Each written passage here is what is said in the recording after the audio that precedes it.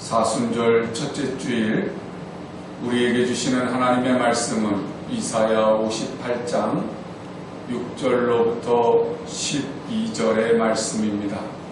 이 계시의 말씀을 한 절씩 교독으로 받들어 읽겠습니다. 내가 기뻐하는 금식은 흉악의 결박을 풀어주며 멍에의 줄을 끌어주며 압제당하는 자를 자유하게 하며 모든 멍에를 꺾는 것이 아니겠느냐.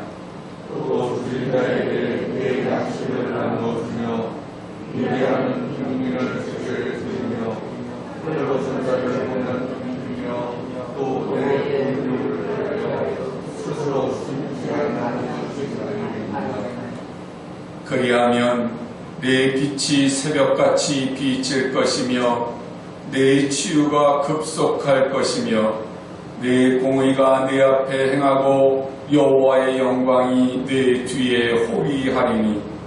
내가 부를 때에는 다 여호와가 응답하겠고 내가 부를 때에는 내가 여기 있다.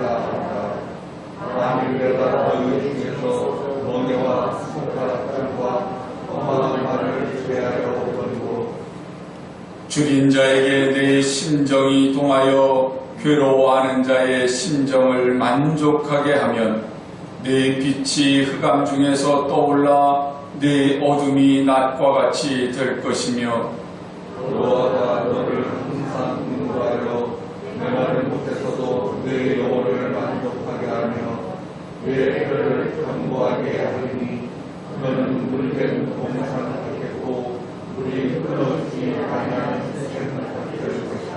다 같이요. 내게서 날 자들이 오래 황폐된 곳들을 다시 세울 것이며 너는 역대에 파괴된 기초를 쌓으리니 너를 일컬어 무너진 데를 보수하는 자라 할 것이며 길을 수축하여 거할 곳이 되게 하는 자라 하리라. 아멘. 우리 좌우 옆으로 서로 인사를 나누시겠습니다. 예수님 닮으셨습니다. 네, 예수님 닮으셨습니다. 한 번 더 서로 축복을 나누시겠습니다. 당신은 하나님의 복덩이십니다. 네, 당신은 하나님의 복덩이십니다. 며칠 전에 저희 동네 가가 호흡마다 구청 청소과에서 경고장을 보내왔더라고요.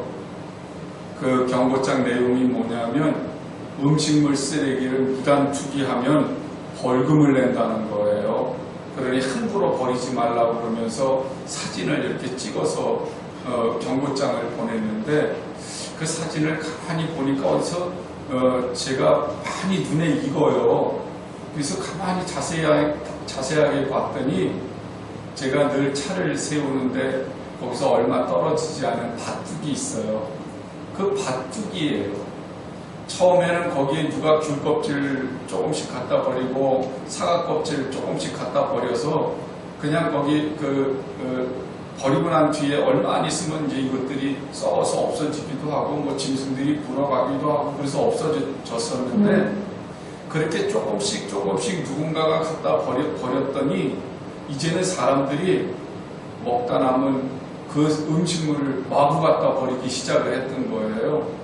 그래가지고 막 그냥 그 생선 대가리라든지 뭐 음식물 찌꺼기라든지 이런 것들을 음식물 쓰레기 봉투에 버리지 않고 거기다 다 갖다 부은 거예요.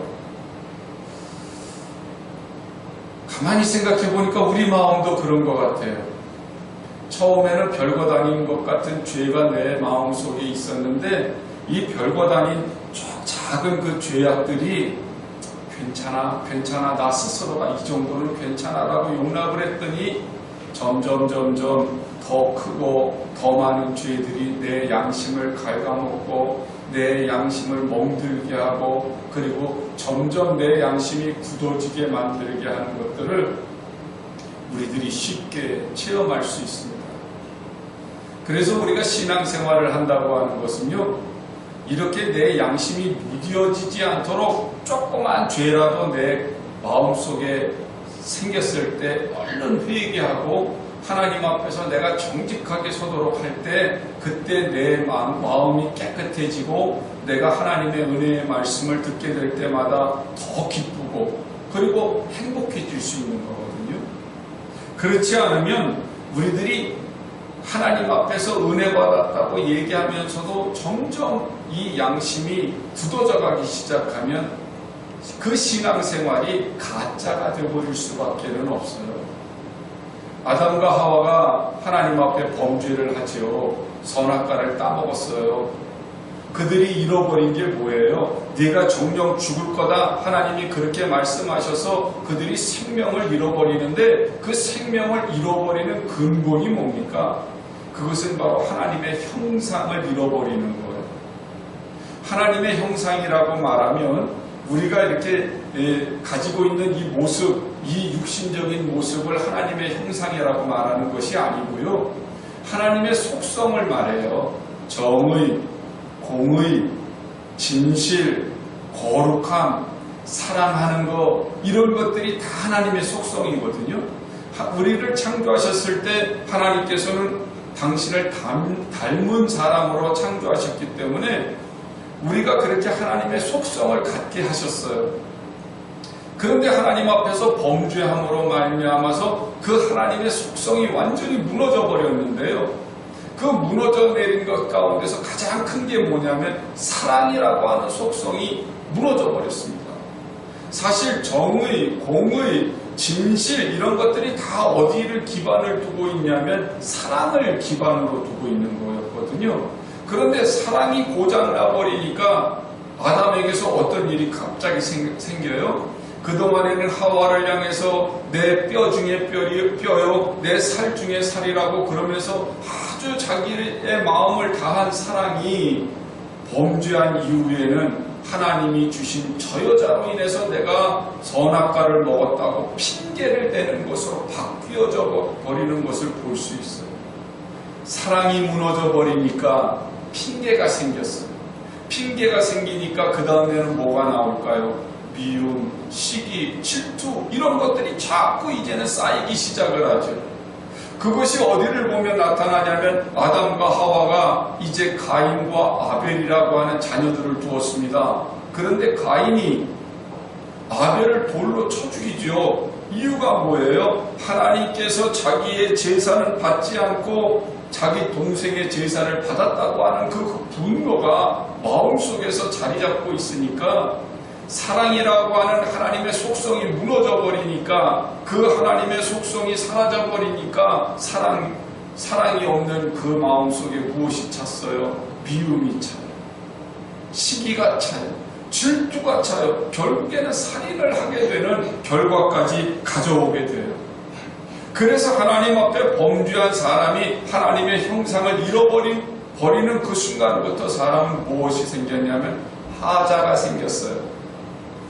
그래서 오늘 성경 말씀을 토대로 해서 오늘 본문 말씀을 이제 선택을 하면서 제목을 인생의 하자보수 그렇게 제목을 지어봤습니다. 하나님 앞에 범죄한 그 순간부터 우리는 이제 다 하자가 생겼어요. 하나님의 형상을 잃어버린 그 순간부터 우리는 죽을 존재가 되었을 뿐만 아니라 이제는 다 하자가 생겨서 완벽한 인간은 없습니다. 그런데 하나님께서 당신이 당신의 형상대로 창조하신 인간을 그냥 내버려 두시는 하나님은 아니세요. 사랑의 하나님이시기 때문에 우리를 창조하신 아버지 하나님이시기 때문에 그분은 우리의 인생을 보수하기로 작정하시지요. 그래서 사람에게 이제는 하나님의 은혜를 베풀어 주실 것을 약속하셔서 하나님은 가죽옷을 해 입혀서 에덴 동산에서 내보내시는 거예요. 그 가죽옷을 해 입히시는 것은 바로 예수님을 보내셔서 우리의 하자를 보수해 주시려고 약속하시는 구원의 약속입니다. 하나님께서 인간들에게 예수님이 오시기 전부터도 이제는 계속해서 복음을 전해주시지요. 하나님을 사랑하고 이웃을 사랑하도록 하나님께서 요청하시는 겁니다. 특별히 오늘 본문 말씀에서도 이제 금식에 대한 이야기를 하시는데 그 금식도 역시 무엇을 기반으로 해야 되냐면 하나님을 사랑하고 이웃을 사랑하는 것에 그 기반을 둔 금식이어야 진짜 하나님이 기뻐하시는 금식이 된다는 거예요. 사람이 기도를 하는 이유가 뭐예요? 우리의 하자를 보수받기 위한 거 아닙니까? 가난하니까 가난에서 벗어나고 싶어요. 육신이 아프니까 아픈 것에서 벗어나고 싶어요. 죄로 인해서 우리들이 문제를 만나니까 그 죄를 용서받고 싶어요. 그러니까 기도하는 거잖아요. 그런데 그 기도 중에서 더 목숨을 걸고 기도하는 것이 바로 금식 기도예요. 금식이라고 하는 것은 내가 먹지 않고 기도하는 거니까 얼마나 내 목숨을 걸고 하는 기도겠어요. 얼마나 간절한 기도겠어요. 그런데 하나님께서는 하나님이 기뻐하시는 그 금식이 어떤 금식인지에 대해서 이렇게 말씀을 하세요. 이사야 58장 6절 7절을 다시 한번 우리가 한 목소리로 읽어보겠습니다. 시작. 내가 기뻐하는 금식은 흉악의 결박을 풀어주며 멍에의 줄을 끌어주며 압제당하는 자를 자유하게 하며 모든 멍에를 꺾는 것이 아니겠느냐. 또 주인 자에게 내 양식을 나누어 주며 유리하는 빈민들을 집에 들이며 헐벗은 자를 보면 입히며 내 고륙을 피하여 스스로 숨지 아니하는 것이 아니겠느냐. 아멘. 하나님께서 우리들이 금식하면서 기도하는 그 내용들에 대해서 지적하시는 것들이 있죠. 우리는 금식을 왜 하는 거라고요?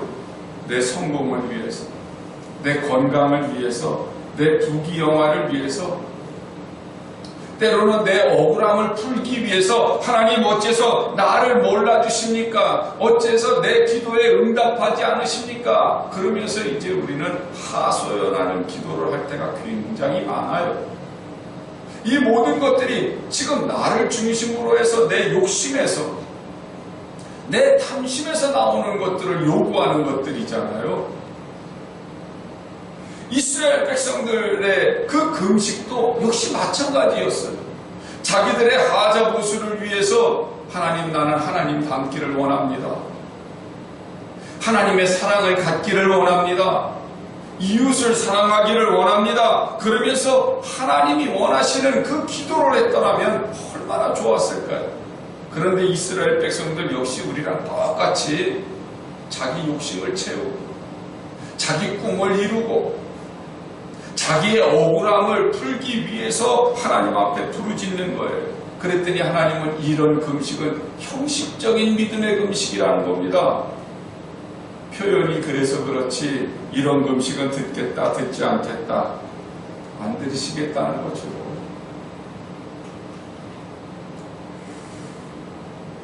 진짜 금식은 목숨을 걸고 내 욕심을 채워달라고 하는 것이 아니라 내 자아를 깨뜨리고 내 이기심을 던져버리고 정말 내 속에서 피어오르는 모든 죄와 허물을 주님 앞에 내어놓고 그리고 내가 다른 사람에게 억울하게 한 일이 없는지에 대해서 회개도 하고 이웃을 사랑하지 못한 그 일들에 대해서 내가 나 자신을 돌보면서 그렇게 기도하는 것, 그것이 바로 진짜 금식인데 오히려 우리는 바꿔서 내 욕심을 중심으로 해서 기도하고 있었다는 거죠. 이렇게 오늘 본문에 나오는 금식 기도를 계속하는 사람들이 누구였냐면 신약에서 바리새인들이에요. 바리새인들이라고 하는 말은 구별된 사람들이라고 하는 말입니다. 이 바리새인들은요, 나쁜 사람들은 아니에요. 그리고 특별한 사람들은 아니에요. 왜냐하면 이 바리새인들은요, 하나님께서 명령하신 대로 그 모세의 율법에 따라서 금식하고 구제하고 기도하고 그랬던 사람들이거든요. 얼마나 경건된 생활을 위해서 애썼던 사람들인지 몰라요. 그런데 왜 하나님께서 이 바리새인들을 책망하실까요? 왜 예수님께서 바리새인들에게 형식적인 믿음이라고 그렇게 말씀을 하시는 걸까요? 이 바리새인들은요, 유대인들 대중들한테도 인정받았던 사람들이에요. 정치인들도요, 이 바리새인들이 말을 하면 얼마나 경건된 생활을 했는지 함부로 하지 못했어요. 요세푸스라고 하는 예수님 그리고 사도 바울 시대 때의 그 역사학자가 있습니다. 이 사람이 유대 고대사라고 하는 역사책을 썼는데요. 그 책에 보면 바리새인들의 정신적인 그 영향력에 대해서 이런 표현을 합니다. 일반 대중들에게 있어서 그들의 영향력은 매우 크다. 심지어 그들이 왕이나 대제사장에게 대하여 이야기할 때에도 그들은 즉시 신용을 얻는다. 그래요. 얼마나 사람들이 볼 때 경건하고 얼마나 사람들이 봤을 때 믿음직스러우면 바리새인들의 영향력이 얼마나 큰지 왕이나 대제사장들도 무시하지 못했다는 거예요. 일반 백성들도 바리새인들에 대해서 존경하는 마음을 가지고 있었고 강력한 지지를 보냈다는 거예요. 그런데 왜 예수님께서 책망하실까? 왜 예수님께서 이들의 사회적으로 인정받는 그 모습을 봐주시지 않고 오히려 그들의 신앙에 대해서 책망하시고 그들의 금식에 대해서 책망하시는 이유가 뭘까요? 이유는 단 하나, 그들이 금식하는 게 잘못됐다는 거 아닙니다. 그들이 기도하는 게 잘못됐다는 거 아닙니다. 그들이 구제하는 것이 잘못됐다는 것이 아니에요. 그들이 하고자 하는 그것이 그 중심에 하나님을 사랑하고 이웃을 사랑하는 그 사랑이 있어야 되는데 그 사랑은 없이 사람들에게 보이기 위해서 그 일을 했다는 거죠. 처음부터 그랬던 것은 아닐 거 아니에요. 처음부터 내가 이렇게 사람들에게 잘 보여야지 하는 마음으로 금식을 하거나 구제를 하거나 기도를 하지는 않았을 거예요. 이들이 하나님을 향해서 진짜 진실된 마음으로 자기를 비추는 그런 금식과 기도를 했을 겁니다. 이웃을 사랑하는 마음으로 구제를 했을 겁니다. 그런데 어떻게 된 거예요? 점점 변질이 돼가기 시작을 해요. 사람들이 잘한다고 박수 쳐주니까 하나님을 인식한 것이 아니라 자기를 인식하기 시작을 합니다. 사람들을 향해서 구제를 하고 사랑하는 마음을 가지고 있었다가 사람들이 인정해주기 시작을 하니까 이제는 그 사랑이 자기 인기로 변해져 가기 시작을 합니다. 이걸 보고 뭐라고 얘기하면 변질되었다. 그렇게 얘기합니다. 요즘 우리 시대에 교회들이나 혹은 우리의 신앙에서 이런 일은 없을까요? 우리들이 신앙생활을 하면서 기도를 많이 하면 그 기도를 많이 할 만큼 뭐 해야 되는 거예요? 하나님을 사랑하고 이웃을 사랑하는 것으로 나타나야 되거든요. 그런데 우리는 기도를 많이 한다고 하는 것 가지고 다른 사람을 오히려 너 기도 안 하는 사람이지 난 기도 많이 하는 사람이야. 그래가면서 책망을 한다면 그것은 교만으로 나타나는 거죠. 이거 변질되는 거예요. 내가 구제를 하면서 진짜 하나님의 마음을 가지고 정말 상대방을 존중해주고 사랑하는 마음으로 구제를 베풀어준다면 하나님이 기뻐하시는 제사지요. 그런데 그것이 아니라 나는 이만큼 내가 좋은 일을 하고 이만큼 내가 헌금을 하고 이만큼 내가 다른 사람들을 사랑하는 모습들을 보여주는데 너희는 뭐 하는 거야? 그러면서 오히려 다른 사람을 책망하거나 다른 사람의 잘못이나 연약한 부분을 지적하는데 그것을 쓴다고 한다면 이게 바로 변질되는 거예요. 이게 형식적인 믿음이 되는 겁니다. 이걸 예수님께서 지적하시는 거예요.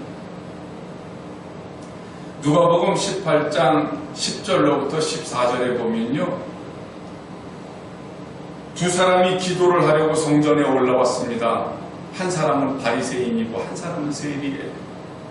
바리새인이 그 세리와 같이 기도하지 않으려고 따로 서 있어요. 왜냐하면 세리는 죄인이니까 자기는 의로운 사람이에요. 그리고 서서 기도하는데 뭐라고 기도하는 줄 아세요? 하나님, 나는 다른 사람들처럼 사기꾼도 아니고요. 정직하지 못하거나 간음하지도 않았고요. 이 세무 공무원, 이 세리와도 같지 않습니다. 나는 일주일에 2번씩 금식하고 수입의 11조를 꼬박꼬박 했습니다.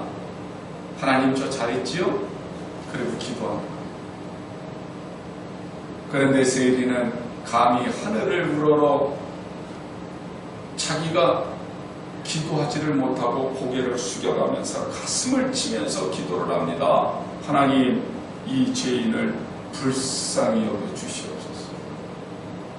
누구의 기도가 응답받았다고 그래요? 누가복음 18장 14절에 이렇게 예수님이 말씀하세요. 내가 너희에게 이르노니 이에 저 바리새인이 아니고 이 사람이 의롭다 하심을 받고 그의 집으로 내려갔느니라. 이 사람이 누구예요? 세리요. 왜요? 무릇 자기를 높이는 자는 낮아지고 자기를 낮추는 자는 높아지리라 하시니라. 여러분, 우리가 뭐가 있는 사람들이라고요? 하자가 있는 사람. 내가 하자가 있다고 하는 걸 인정하셔야 돼요. 그래야 하자 보수를 받기 위해서 하나님을 의지하고 하나님께 기도하고 하나님께 매달리고 하나님께 간구하잖아요. 근데 바리새인은 자기는 완벽한 사람이라는 겁니다. 하자가 없다는 거예요. 세리는 하자가 있다는 거예요. 그러니 누가 하자 보수를 받아요? 세리가 하자 보수 받는 거죠. 바리새인들이 기도하고 바리새인들이 금식하는 모든 것들은 예수님이 뭐라고 표현하세요? 위선이라는 거예요. 가짜라는 거예요.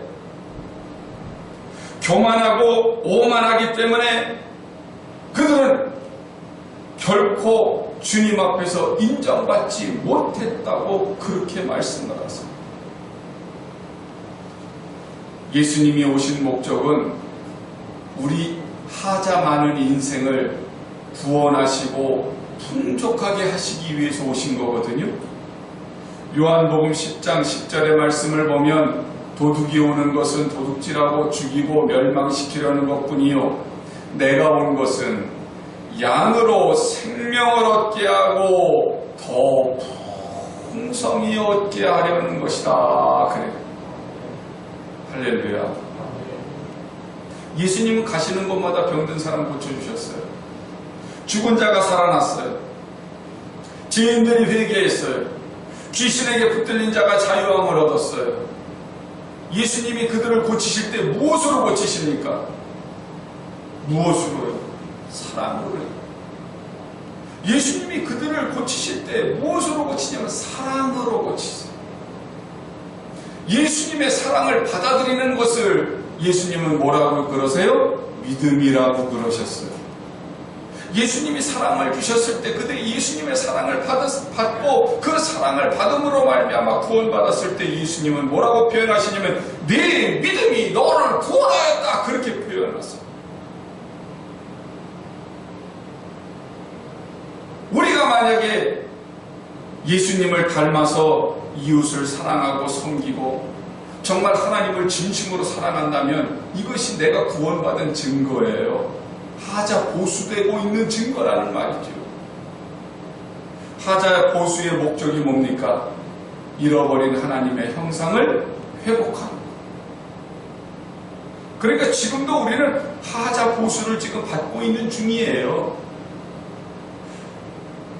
내가 하나님의 형상을 회복하고 있다고 하는 말은 하나님 입장에서 보면 하나님이 보시기에 좋은 사람이 되는 거예요. 그럼 하나님이 보시기에 좋은 사람은 어떤 사람이겠어요?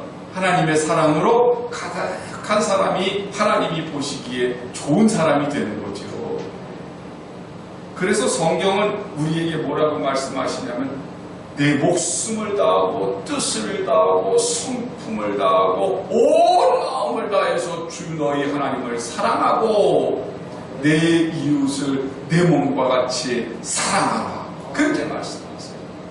그러니까 하나님을 사랑하고 이웃을 사랑하는 게 뭐예요? 지금 내가 하나님의 잃어버린 형상을 회복하고 있는 거예요. 보수하고 있는 거예요. 그런데 우리가 구제를 하든지 기도를 하든지 금식을 하든지 내 욕심을 이루기 위해서 그렇게 한다고 한다면, 그러면 그것은 껍데기만 남아있는 형식적인 믿음이기 때문에 예수님에게 질책을 받을 수밖에 없죠. 그래서 예수님께서 바리새인들을 질책하실 때 마태복음 23장 23절에서 이렇게 질책을 하시는 겁니다. 화 있을진저 외식하는 서기관들과 바리새인들이여, 너희가 박하와 회양과 근처의 11조는 들이되 율법에 더 중한 바 정의와 긍휼과 믿음은 버렸거든. 그러나 이것도 행하고 저것도 버리지 말아야 할지니라 그러시거든요. 이것도 행하고, 이것이 뭐예요? 하나님 앞에 드리는 11조. 저것도 버리지 마라. 저것은 뭐예요? 사람을 사랑하는 정의와 긍휼과 믿음. 여러분, 헌금이라고 하는 게 뭡니까? 내가 쓰고 싶은 거 절제하는 거잖아요. 그래서 하나님 앞에 드리는 거죠. 구제라는 게 뭡니까? 내가 쓰고 싶은 거 절제해서 이웃을 돕는 거잖아요. 그러니까 내가 먹고 싶은 거, 내가 쓰고 싶은 거 절제해서 하나님께 드리는 거 하나님이 기뻐하실까요? 기뻐하시지 않을까요? 기뻐하시죠. 그게 금식하는 거예요. 내가 절제하는 게 금식하는 거예요. 내가 쓰고 싶은 거, 먹고 싶은 거 절제해서, 그래서 이웃을 도와요. 하나님이 기뻐하실까요? 기뻐하시지 않을까요? 기뻐하시죠. 그게 금식하는 거예요. 내가 먹고 싶은 거 다 먹고, 내가 쓰고 싶은 거 다 쓰고, 그리고 나서 한다는 것은 다 못합니다. 아무리 돈 많은 사람도 그거 못합니다. 하나님의 사랑이 우리 안에 풍성해서 하나님의 형상을 회복해 갈 때에 내 인생이 행복해지는 거예요. 하나님은 내 인생의 행복을 보장하세요. 자, 그 보장하시는 내용이 오늘 본문 8절로부터 12절까지의 말씀이에요. 우리 다시 한번 천천히 교독해서 한번 읽어보겠습니다. 그리하면, 그러거든요. 그리하면은 앞에 있는 것처럼 이웃을 사랑하면 하는 조건들이 있잖아요. 그죠? 6절과 7절에 이웃을 사랑하는 조건들을 내가 이제 그 모든 일들을 행하면 그 말이에요. 그러면 어떤 축복이 우리에게 있는지를 8절로부터 12절까지의 말씀을 우리 한번 교독으로 다시 한번 읽어봅니다. 그리하면 내 빛이 새벽같이 비칠 것이며 내 치유가 급속할 것이며 내 공의가 내 앞에 행하고 여호와의 영광이 네 뒤에 호위하리니 내가 부를 때에는 나 여호와가 명령하겠고 네가 부를 때에는 내가 여기 있다 하리라. 만일 내가 너희 중에서 영예와 손가락들과 험한 말을 대하여 버리고 줄인 자에게 내 심정이 동하며 괴로워하는 자의 심정을 만족하게 하면 내 빛이 흑암 중에서 떠올라 내 어둠이 낮과 같이 될 것이며 여호와가 너를 항상 인도하여 메마른 곳에서도 내 영혼을 만족하게 하며 내 뼈를 견고하게 하니 너는 물된 동상 잡겠고 우리 끊어지지 아니하는 생각을 것이라. 다 같이요. 내게서 날 자들이 오래 황폐된 곳들을 다시 세울 것이며 너는 역대에 파괴된 기초를 쌓으리니 너를 걸어 무너진 데를 보수하는 자라 할 것이며 길을 수축하여 거할 곳이 되게 하는 자라 하리라. 아멘. 하나님께서 기뻐하시는 금식을 하게 되니까 무슨 일이 있어요? 내 빛이 새벽같이 급속하게 뭐가 있어요? 치유가 있을 것이고 공의가 내 앞에서 행하고 여호와의 영광이 내 뒤에서 행하고 내가 부를 때에 나 여호와가 응답하고 내가 부르짖을 때에 내가 여기 있다 하겠다. 급속하게 하나님이 응답하시겠다는 거예요. 내 빛이 흑암 중에 떠올라 내 어둠이 낮과 같이 될 것이며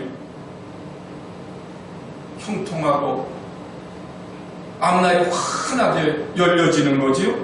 여호와가 너를 항상 인도하여 메마른 곳에서도 내 영혼을 만족하게 하며 내 뼈를 견고하게 하리니 너는 물된 동산 같겠고 물이 끊어지지 아니하는 샘 같을 것이라. 얼마나 감사해. 우리가 원하는 모든 것들이 다 이 안에 있잖아요. 건강도, 형통도, 축복도, 문제 해결도 다 하나님이 해주시겠다는. 더욱이 내게서 날 자들이 그랬더니 나 말고도 누가 내 후손들이 무슨 일을 일으켜요? 황폐된 곳들을 다시 세우는 축복을 갖게 될 거예요. 그래서 나를 가르쳐서 뭐라고? 무너진 데를 보수하는 자라, 길을 수축하여 거할 곳이 되게 하는 자라, 그렇게 인정받는 사람들에게 존경받고 하나님께 칭찬받는 존재. 이 12절의 말씀을요, 공동번역으로 다시 한번 쉽게 읽어드리면 이래요. 너의 아들들은 허물어진 옛 터전을 재건하고 오래오래 버려두었던 옛 터를 다시 세우리라. 너는 갈라진 성벽을 수축하는 자, 허물어진 집들을 수리하는 자라고 불리리라. 할렐루야. 응답받는 기도 하고 싶으세요? 능력의 기도를 하고 싶으세요? 그러면 내 권리를 주장하는 것보다 하나님이 기뻐하시는 일들을 행하면 하나님은 그 이상으로 베풀어 주시겠다는 거예요.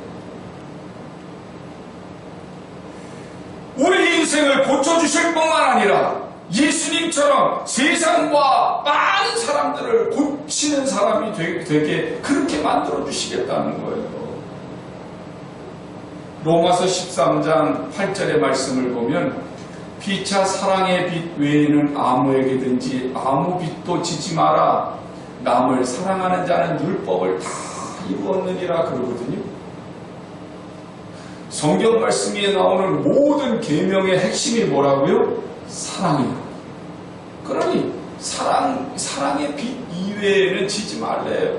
그 말은 내가 사랑을 주고 사랑을 받을 줄 아는 그런 사람이 될 때 완벽한 하나님의 형상을 회복하는 사람, 인생의 하자가 보수되는 사람이 된다는 말이죠. 2월 20일자 위클리 굿뉴스라고 하는 신문을 보았는데요. 거기에 아시아신학대학교 설교학 교수인 신성욱 목사님이 기고를 했더라고요. 근데 그분이 그 기고를 한 글이 페이스북에서 본 글이라고 하면서 신문에 나왔으니까 이건 뭐 사실이겠죠? 미국에 이민을 간 한국인 2세가 있어요. 이 친구가 미국의 명문대학인 콜롬비아 대학교 의과대학에 입학을 하기 위해서 지원을 했습니다. 미국 수능 시험인 SAT 시험에서 만점을 받았어요. 집안도 넉넉해서 공부할 동안 어려움 없도록 물질적인 지원도 가능해요. 그러니까 이 사람은 완벽하게 합격되리라고 생각을 했어요. 그런데 불합격했어요. 그 불합격한 사유가 학교에서 통지서가 날라왔는데 기가 막히더라고요. 제가 읽어드릴게요. 귀화의 성적은 아주 우수합니다. 가정 형편이나 여러 조건들도 만족스럽습니다. 그런데 귀화의 서류 어디를 보아도 헌혈했다는 기록이 없습니다. 남을 위해서 헌혈한 경험도 없는 귀화가 어떻게 환자들을 돌볼 수 있겠습니까? 귀화는 의사가 될 자격이 없습니다. 불합격 사유. 의사가 갖추어야 될 최상의 조건은 환자를 사랑하는 마음이라는 거예요. 그럼 가정을 건강하게 세울 수 있는 최상의 조건은 뭐예요? 사랑입니다. 대통령을 뽑는 선거 기간이에요. 나라를 가장 튼튼하고 행복하게 동거하게 만들 수 있는 그 기반은 뭐예요? 국민을 사랑하는 사랑이에요. 베드로전서 3장 7절로부터 9절의 말씀을 보면 남편들아 이와 같이 지식을 따라 너희 아내와 동거하고 그를 더 연약한 그릇이요 또 생명의 은혜를 함께 이어받을 자로 알아 귀히 여기라. 이는 너희 기도가 막히지 아니하게 하려 함이라. 마지막으로 말하노니 너희가 다 마음을 같이하여 동정하며 형제를 사랑하며 불쌍히 여기며 겸손하며 악을 악으로 욕을 욕으로 갚지 말고 도리어 복을 빌라. 이를 위하여 너희가 부르심을 받았으니 이는 복을 이어받게 하려 하심이라. 할렐루야. 사랑하는 여러분, 건강한 가정을 이끌 수 있는 것도 뭐라고요? 사랑이에요. 건강한 사회를 만들 수 있는 것도 뭐라고요? 사랑이에요. 행복한 국가, 튼튼한 국방을 유지할 수 있는 것도 뭐라고요? 사랑이라. 인생은 하나님이 보시기에 좋은 삶을 살 때 성공한 삶이 돼요. 그러면 내가 인생을 정말 성공하는 삶을 살기 위해서 어떻게 살아야 될까가 궁금하시잖아요. 어떻게 하는 것이 하나님의 뜻일까? 어떻게 하는 것이 하나님이 기뻐하시는 일일까? 그렇게 궁금하실 때 한 가지만 생각하십시오. 이것이 사랑이냐? 아니. 이것이 하나님이 기뻐하시는 사랑이냐? 내가 이것을 하나님을 사랑하는 이 사랑이냐? 그리고 내가 이웃을 사랑하는 사랑이냐? 내 아내를, 내 남편을, 내 아이들을, 내 교회를, 내 나라를 사랑하는 사랑이냐의 기준을 둬 보십시오. 그러면 내가 사랑하는 일이라면 하나님이 기뻐하실 거예요. 우리는요, 사랑의 능력에 대해서 내가 이렇게 사랑했는데 저 사람은 변하지를 않아. 내가 이렇게 사랑을 베풀었는데 저 사람은 꿈쩍도 하지를 않아. 내가 사랑을 베풀었으면 당연히 그만큼 와야 되는데 왜 안 오는 거야? 우리는 그렇게 생각하잖아요. 그거 생각하지 마세요. 그 사랑의 능력은 내가 생각할 것이 아니에요. 나는 그냥 사랑을 베풀기만 하면 돼요. 예수님을 따라가면서 그냥 사랑을 주기만 하면 돼요. 우리 예수님이 십자가에서 죽으실 때 주님이 뭐 원하시고 죽으신 것이 아니라 그냥 베푸신 거예요. 그리고 그 사랑을 받아들이는 사람들이 주님께로 돌아오는 거예요. 그러니 우리도요, 그냥 사랑의 주님을 따라가면서 그냥 사랑을 베푸는 겁니다. 그러면 그 가운데 치유받는 사람들도 생길 것이고요. 그 가운데 문제를 해결하고 그리고 그 가운데 주님께로 돌아오는 사람들이 생겨나게 될 줄로 믿습니다. 사랑이라는 것, 이번 사순절 기간을 통해서 제일 먼저 회복하셨으면 좋겠습니다. 이것이 우리의 인생의 하자를 보수받는 것이고, 이것이 바로 가장 멋진 인생을 사는 것이고, 이것이 내가 행복해지는 비결이라는 사실을 기억하시게 되기를 원합니다. 내가 주님을 사랑하고 이웃을 사랑하는 그 사랑을 가지고 있다면 내가 죽어서 하나님 앞에 서는 날에도요, 우리는 담대하게 설 수 있어요. 마태복음 25장에서 그 양과 염소를 나누는 그 심판의 날에 대한 이야기를 예수님이 하세요. 양과 염소를 나누었을 때 그 양들에게 예수님이 그런 말씀을 하시잖아요. 내가 줄였을 때 먹을 거를 주었지. 내가 목마를 때 너희들은 나를 마시게 했지. 내가 옥에 갇혔을 때 너희들이 찾아왔지. 내가 목말랐을 때 너희들은 나를 마시게 하고 나를 영접해 주었지. 노인들이 물어봐요. 우리가 언제 그렇게 했나요? 그랬더니 마태복음 25장 40절에서 예수님이 대답하세요. 내가 진실로 너희에게 이르노니 너희가 여기 내 형제 중에 지극히 작은 자 하나에게 한 것이 곧 내게 한 것이니라. 사랑하는 여러분, 개인적으로 다툼이 왜 일어납니까? 사랑 때문에. 사랑만 있으면 다툼이 일어나지 않을 터입니다. 국가적으로 전쟁이 왜 일어나요? 사랑의 결핍 때문에. 우리 인생의 하자보수는요, 우리 인생의 행복을 누리고 천국을 사는 것일 뿐만 아니라 하나님 앞에 서는 날 상 받는 엄청난 축복이라고 하는 사실을 믿게 되시기를 원합니다. 그래서 사순절을 보내면서 정말 하나님의 형상을 회복하시고 그 중에 사랑을 우리의 마음에, 우리의 삶 가운데 회복하셔서 행복한 가정을 2배, 3배로 더 배가시키시고 우리 교회가 선한 영향력을 끼칠 수 있는 일에 앞장서시고 이 나라와 온 세계가 평화를 이루는 일에 우리가 최선을 다해서 자그마한 불씨가 될 수 있게 되기를 예수님의 이름으로 간절히 축원합니다.